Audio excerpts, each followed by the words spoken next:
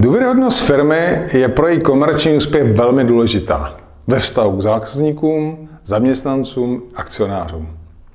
Níže uvádíme seznam některých problémů s důvěrou, se kterými si při své práci setkáváme. Při jejich formulaci jsme se inspirovali knihou Move Fast and Fix Things autorek Francis Frey a Anne Morrison. Mezi ty problémy patří za prvé nechuť k rozhodování. Tento problém se projevuje nejrůznějšími způsoby od řízení pro dosažení konsenzu až po snahu být skvělý ve všem, co jako organizace děláte. Ačkoliv se může zdát bezpečnější snažit se vyhovět všem, je pro firmu často mnohem riskantnější cesta. Odmítání volby zvyšuje pravděpodobnost vyčerpávající průměrnosti. Za druhé, spoléhání se na zaměstnance / hrdiny. Mnoho obchodních modelů je navrženo pro zaměstnance, které bychom si přáli mít, ale nikoliv pro ty, které skutečně máme. Pro ty, kteří jsou nedokonalí, mají osobní životy mimo práci.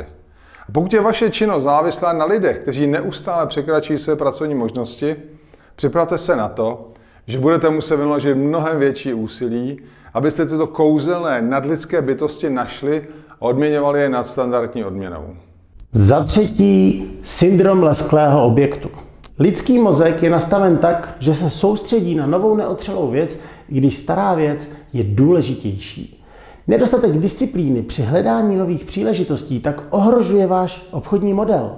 Totiž lákavá dobrodružství v oblasti nových produktů a trhů jsou často ospravedlňovány mlhavými rovnicemi návratnosti investic, které nafukují přínosy a bagatelizují rizika. Rizikem je tak odvedení pozornosti od těch naléhavých priorit. Za čtvrté, neangažovaný střední management. Manažeři na střední úrovni řízení jsou často jedinými lidmi, kteří znají skutečnou vzdálenost mezi realitou firmy a jejími ambicemi. Oni vědí, kolik úsilí bude třeba vynaložit na vítězství, chápou skutečná nebezpečenství této cesty a obvykle mohou na této cestě nejvíce ztratit a často nejméně získat.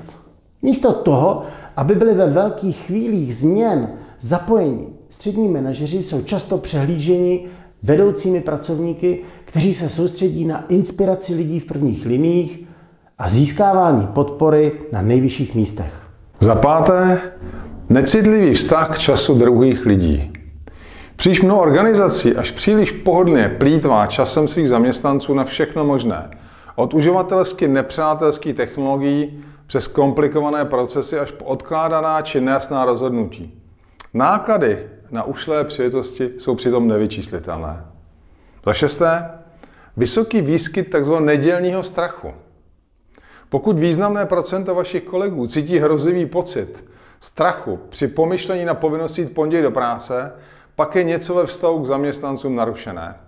Někdy je na vině nekompetentní manažer, ale pokud lidé zažívají očekávanou úzkost ve větším měřítku, pak jde o hlubší problém na úrovni organizační struktury firmy, který je potřeba vyřešit. Za sedmé, uspokojování lidí v zasedací místnosti. Toto chování v podstatě spočívá v našem lidském nutkání říkat lidem to, co si myslíme, že chtějí slyšet. Zejména když zmínění lidé mohou podstatně ovlivnit naši organizační anebo profesní budoucnost. Nemluvíme zde o podvodu nebo o zkreslování, ale spíše o zvyku jemně zatajovat, upravovat a konstruovat realitu. Škoda na důvěře je v tomto případě často mnohem vyšší, než si myslíme. Protože příjemci informací bývají citliví na tu misinterpretaci faktů a částečné pravdy. Věřte mi, že to, co od vás skutečně chtějí, je informace, které jim umožní pomoci společnosti opravdu řešit problémy. Za osmé, tolerance k nesouladu. Navrhuje váš marketingový tým šeky, které váš produktový tým nemůže realizovat?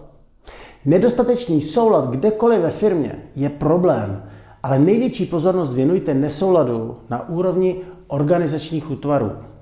Často se totiž setkáváme s nesouladem mezi strategií a kulturou. Například strategie inovací v rámci totálního mikromanagementu. Za deváté, bludy o meritokracii. Řekli jste si, že jste meritokracie, ale stále přijímáte, povyšujete a udržíte stejné typy stejných lidí. Pokud se lidé na vrcholu vaší organizace jen málo podobají ostatním zaměstnancům, zákazníkům, kterým sloužíte, nebo demokratickému rozložení komunit, ve kterých působíte, pak vám slibujeme, že nejste meritokracie. A jak to máte u vás? Jste přesvědčeni o tom, že jste důvěryhodnou firmou pro ostatní, anebo tam vidíte prostor pro zlepšení? Pokud to není podle vašich představ, klidně se nám ozvěte. Rádi vám v tom pomůžeme. Na našem webu scalabot.com najdete přehledný popis programů, díky kterým si vytvoříte vy a vaše firma energii a prostor pro zdravý růst. Každopádně vám v tom přejeme hodně úspěchů a držíme palce. A zůstaňte zdraví.